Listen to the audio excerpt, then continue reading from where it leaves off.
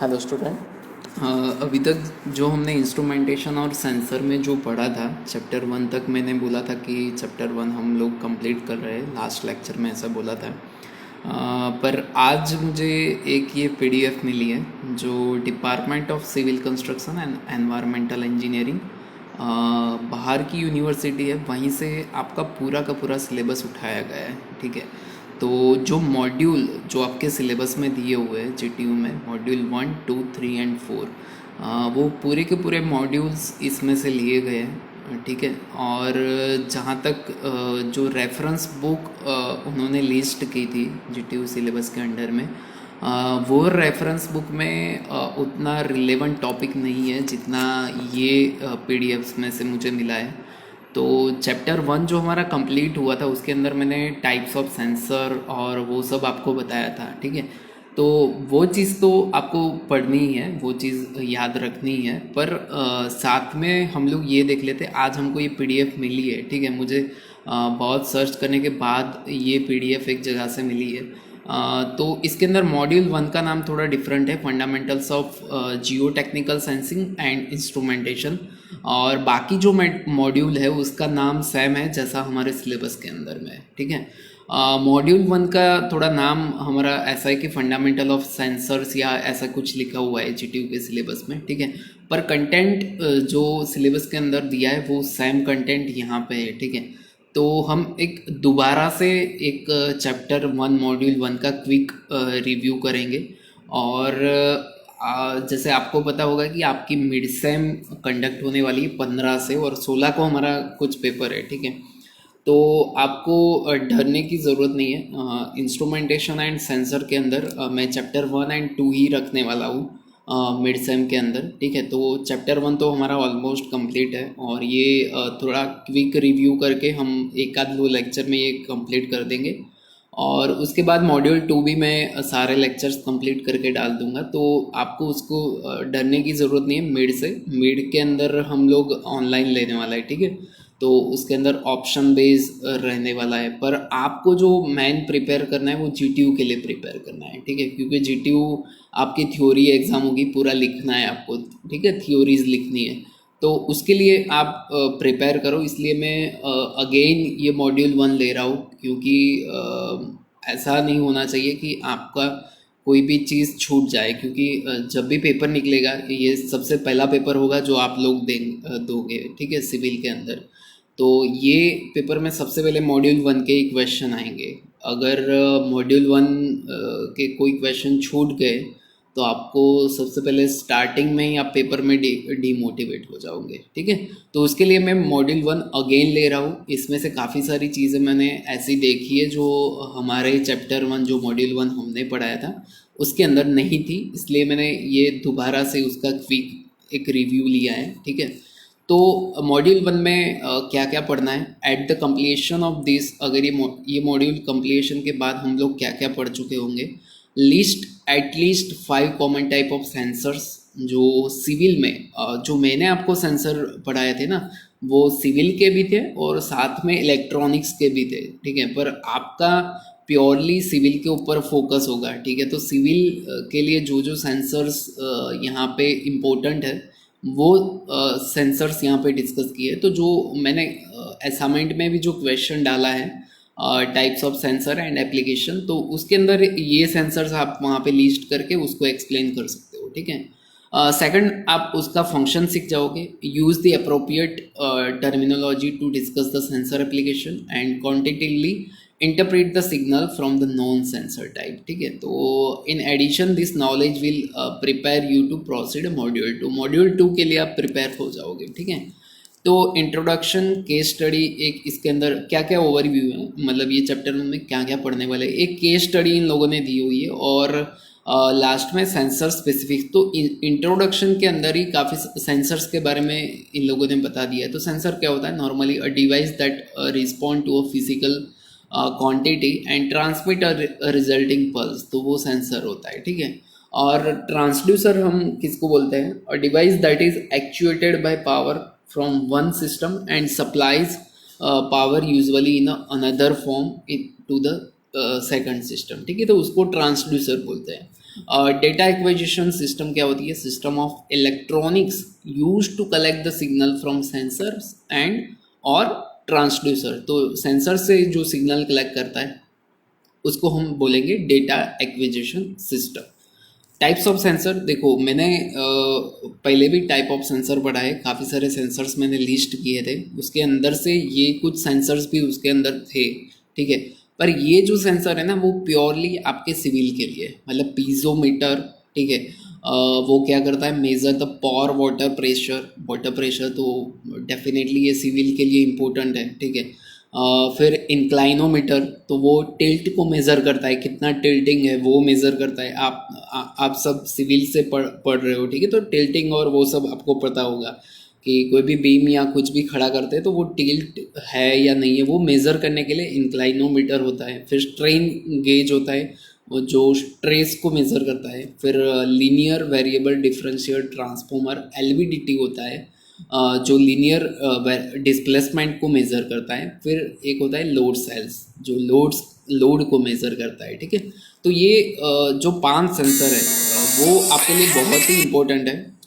ये जो 5 सेंसर है वो आपके सिविल के लिए बहुत इम्पोर्टेंट है, ठीक है। तो इसके बाद केस स्टडी, सबसे पहले ये एक केस स्टडी इन लोगों ने दी है। एक्चुअली ये शायद एग्ज़ाम में ना आए, एग्ज़ाम के लिए उतनी इम्पोर्टेंट नहीं है, पर ये जानना ज़रूरी है ये केस स्टडी क्यों हमको पढ़नी है। उसके पीछे पीछे का रीज़न ये है कि आप जो सब्जेक्ट पढ़ने जा रहे हो उसका इम्पोर्टेंट क्या है, वो ये केस स्टडी इंडिकेट करती है, ठीक है। तो मैंने ऑलरेडी ये पीडीएफ्स डाली है आपके ग्रुप में के अंदर, तो शांति से पढ़ो इसको। मैं भी डिस्कस करने वाला हूँ, पर आप अपनी तरह से भी इसको पढ़ना, क्योंकि ये बहुत ज़रूरी है। आईएएस के लिए नहीं, पर आपकी सिविल के लिए ये बहुत ज़रूरी है, ठीक है। तो एक जो यूएसए के अंदर एक जो हाईवे वहाँ पे बना हुआ है, सेंट्रल आर्टनरी या फिर टनल प्रोजेक्ट जिसको बोलते हैं, तो वो कहाँ पे है? यूनाइटेड स्टेट के अंदर है। और वो क्या करता है, वो बनाने के बाद सिग्निफिकेंटली रिड्यूस हुआ है traffic conjunction and improve the mobility in the Boston. जो बॉस्टन सिटी है उसके अंदर मोबिलिटी इम्प्रूव हुई है और जो उसका ट्रैफिक था वो रिड्यूस हो गया है ये टनल प्रोजेक्ट के बाद, ठीक है। अब आपको ये लग रहा होगा कि ये टनल प्रोजेक्ट में इंस्ट्रूमेंटेशन कहाँ पे आता है। देखो, तो कोई भी चीज़ बनती है ना तो सबसे पहले उसका सर्वे किया जाता है, ठीक है। आपको पता होगा सिविल के अंदर कि कोई भी चीज़ बनानी है तो सबसे पहले वो जहाँ पे बनानी हो, लैंड है वो या फिर कोई भी चीज़ हो, तो वहाँ पे वो सर्वे किया जाता है, ठीक है। तो वो सर्वे ऐसा नहीं होता कि भाई 1-2 दिन का सर्वे कर दिया और हाईवे चालू कर दिया, ऐसा नहीं होता है। 2 साल 3 साल तक सर्वे चलता है। सारा कुछ सर्वे करने के बाद वो लोग रिजल्ट पे आते हैं कि कैसे क्या करना है, कहाँ पे क्या बनाना है, ठीक है। तो वो सर्वे करने के लिए जो इंस्ट्रूमेंट्स लगते हैं ना, वो इंस्ट्रूमेंटेशन एंड सेंसर वहाँ पे रोल आता है उसका, ठीक है। The project replace the Boston deteriorating 6 lane elevated central artery with the 8 to 10 lane state of art, ठीक है। तो वहाँ पे जो 6 लेन था उसको यहाँ पे 8 to 10 लेन हाईवे बना दिया, वहाँ पे अंडरग्राउंड हाईवे बन गया वहाँ पे। And 2 new bridges over the Charles river, ठीक है। तो उसके रिवर के ऊपर से वहाँ से ब्रिजेस भी बनाए इन लोगों ने, ठीक है। तो आप समझ लो कि यहाँ पे हम 6 लाइन देखते हैं तो भी हमको बड़ी चीज़ लगती है, वहाँ पे 8 to 10 लेन वहाँ पे हाईवे है, ठीक है, और पूरा अंडरग्राउंड है। तो ठीक है, तो जब भी अंडरग्राउंड चीज़ें हम करते हैं तो वहाँ पे प्रेशर्स, जो ग्राउंड वाटर का प्रेशर होता है, वो सब चीज़ें बहुत इंपॉर्टेंट होती है। तो वो प्रेशर और वो सब मेज़र करने के लिए डेफिनेटली वहाँ पे हम इंस्ट्रूमेंटेशन एंड सेंसर का यूज़ करने वाले हैं, ठीक है। तो यहाँ पे देखो एक थोड़ा मैप दिया इसका। तो यहाँ पे जो पिंक लाइन पे आपको दिख रहा है वो उसका हाईवे है जो यहाँ पे बना हुआ है, और पूरा का पूरा अंडरग्राउंड हाईवे इन लोगों ने बनाया है। देखो यहाँ पे साइड में फिगर भी आपको दिख रही होगी कि यहाँ पे देखो अंडरग्राउंड जब कंस्ट्रक्शन चल रहा था उस टाइम की ये फोटोज़ है बाजू साइड में जो आपको दिख रही है वो। तो यहाँ पे देखो ये जो रिवर है चार्ल्स रिवर, तो उसके ऊपर 2 ब्रिजेस भी वहाँ पे बनाए गए, ठीक है। तो ये कंस्ट्रक्शन करना छोटी बात नहीं होती, बहुत सारे सर्वे करने पड़ते, बहुत सारी रीडिंग्स लेने पड़ते, तब जाके ये चीज़ वहाँ पे फुलफ़िल हो पाती है या फिर हम सक्सेसफुली वो डन कर सकते हैं। ठीक है, तो सिविल के लिए ये बहुत इंपॉर्टेंट है। जहाँ भी आप काम करो तो सेंसर्स के साथ आपको वर्क करना ही पड़ेगा। ठीक है, तो geotechnical instruments generally plays a role, multiple role on a project. It must be considered in the planning and designing stage, then carried through construction and even operation phases. And the following four roles constitutes minimum for most projects, including the central artillery project, early warning system. कहाँ पे ये important है हमारा instrumentation, early warning system, record of events, जो events हो रही है वहाँ पर उसका रिकॉर्ड रखने के लिए, construction control, evaluating the design uncertainty. ठीक है, तो ये सब चीज़ें हमारे इंस्ट्रूमेंटेशन एंड सेंसर करते हैं। ठीक है, की यूज़ क्या है इसका, एनवायरमेंटल प्रोटेक्शन इश्यूज कौन कौन से हो सकते हैं। Project construction is adjusted to old subway tunnels and stations, water, severe mains, historic buildings. Instrumentation can be thought of as insurance to protect this facilities. ठीक है, तो ये सब जो चीज़ें ऑलरेडी वहाँ पे है, सबवे टनल्स है, फिर स्टेशन है, वाटर, सीवियर की सब लाइन्स है वहाँ पे। ठीक है, तो ये सभी चीज़ों का रिकॉर्ड हमारे इंस्ट्रूमेंटेशन रखते हैं। जो एक टॉपिक भी था ये सिलेबस के अंदर, ये मॉड्यूल 1 के सिलेबस में लास्ट में दिया, permanent installation and temporary installation. तो काफ़ी सारे इंस्ट्रूमेंटेशन ऐसे होंगे जो परमानेंटली इंस्टॉल किए होंगे, ताकि ये जो सिस्टम जो पहले से है उसका रिकॉर्ड रख सके वो लोग। ठीक है, लॉन्ग टर्म इश्यूज क्या होते हैं, project construction will include the excavation in a clay which is potentially alter the ground water levels temporary. ठीक है, वहाँ पे आप डिग करते हो, एक्सवेशन करते हो, तो वहाँ पे ग्राउंड वाटर का जो लेवल होता है वो टेम्परली उसके पोटेंशियली वो अल्टर होता है। The project was carried out over A 12 year period. ठीक है, 12 ईयर पीरियड के अंदर, मैं तो 2-3 साल बोल रहा था पर यहाँ पे देखो 12 ईयर लगा है इस प्रोजेक्ट को कंप्लीट होने में। Certain issues the conclusion of clay will require a monitoring long after the construction complete. Construction होने के बाद भी हमको वहाँ पे मॉनिटर रखना पड़ता है कि ये जो क्ले है, क्योंकि ग्राउंड में बनाया है, ठीक है, अंडरग्राउंड बनाया है, तो ये सब चीज़ें वहाँ पे आपको ध्यान में रखनी पड़ती है। ठीक है, तो लॉन्ग टर्म इश्यूज़ के बारे में। अब यहाँ पे देखो इंस्ट्रूमेंट्स एक साइड पे दिए है, इंस्ट्रूमेंट का टाइप्स। वो ये जो सेंट्रल आर्टनरी या टनल प्रोजेक्ट के अंदर वो क्या मेज़र करती है एंड कैसे मेज़र करती है, वो उसका टेबल है ये। तो इंक्लाइनोमीटर सरफेस ओरिजेंटल डिफॉर्मेशन मेज़र करता है और इलेक्ट्रिकल प्रोब से वो मेज़र होता है। Multiple point heave gauge have below the bottom of excavation, then वो भी इलेक्ट्रिकल प्रॉप से मेज़र होता है। कन्वर्ज गेग जो कन्वर्जिस अक्रॉस द एक्सक्वेशन और टनल। तो ये सारे कुछ टर्म्स होंगे जो सिविल में आपको अच्छे से पता होंगे। ठीक है, मैकेनिकल एक्सटेंसोमीटर, ठीक है, वाइब्रेटिंग वायर पीजोमीटर जो ग्राउंड वाटर के प्रेशर को मेज़र करता है। वाइब्रेटिंग वायर स्ट्रेन गेज जो strain on a surface of steel, जो स्टील हमने वहाँ पे यूज़ किया उसके सरफेस पे कितना स्ट्रेन आ रहा है वो वहाँ पे मेज़र करेगा। Load cell on tieback, load in a tieback, tieback जहाँ जहाँ पे हमने यूज़ किए तो वहाँ पे लोड सेल लगा है उसका प्रेशर कंटिन्यूसली लेने के लिए। ठीक है, तो ये सारे इंस्ट्रूमेंट है जो रियल टाइम में सेंट्रल आर्टनरी में यूज़ किए गए। ठीक है, उसके बाद इसके अंदर जो इंस्ट्रूमेंट मैंने 5 जो लिस्ट किए थे आगे, तो उसमें से सबसे पहला है पीजोमीटर्स।